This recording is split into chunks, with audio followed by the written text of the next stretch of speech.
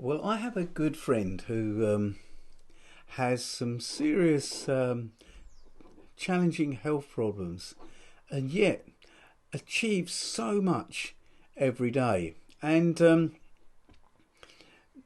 lockdown, I'd sort of thought, I'm not really doing so much. So I gave him a call and I asked him, I said, look, what's your secret?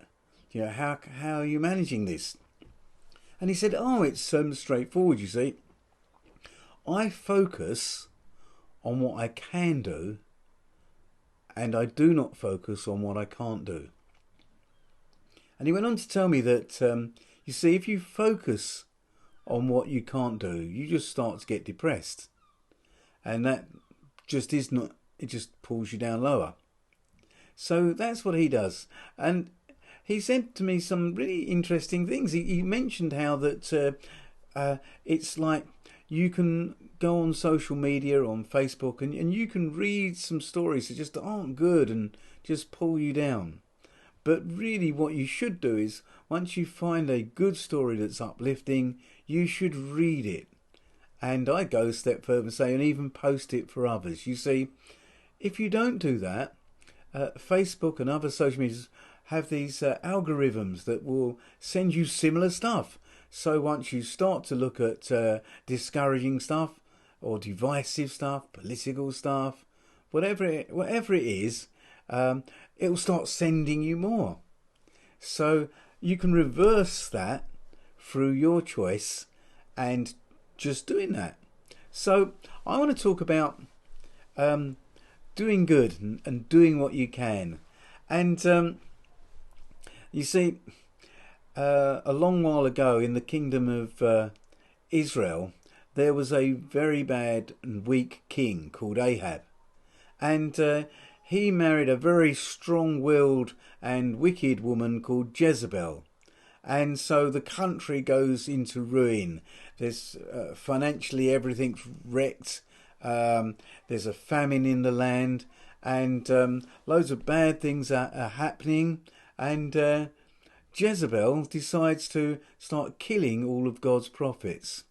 Well, this guy Obadiah did what he could do, and he took 100 of these prophets and he put 50 of them in one cave and 50 of them in another, and he gave them food and water, which in a time of famine was no mean feat.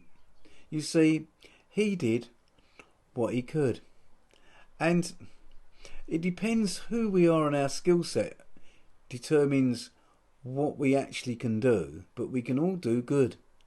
There was a lady called Lara Martin, and she went and visited the ground zero.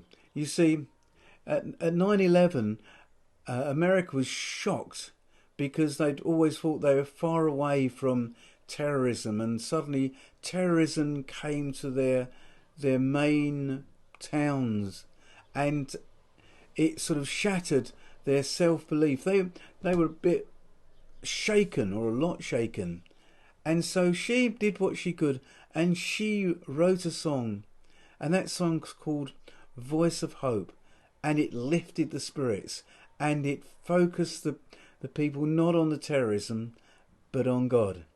And I'm hoping there'll be a link to that in the beneath this video on YouTube.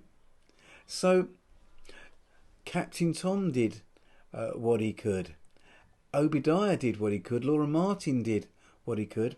But how about us? Well, I believe that we can do good because we follow Jesus, and he went around doing good. And so let's focus on what we can do and not what we can't. Perhaps we could write down some things we could do.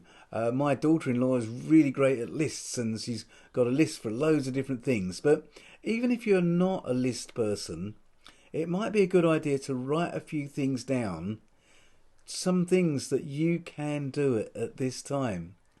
So we can, as the Bible says, encourage one another daily, as long as it's called today. And in our small way, we can shift some of the despondency. We can shift some of the darkness and we can bring hope.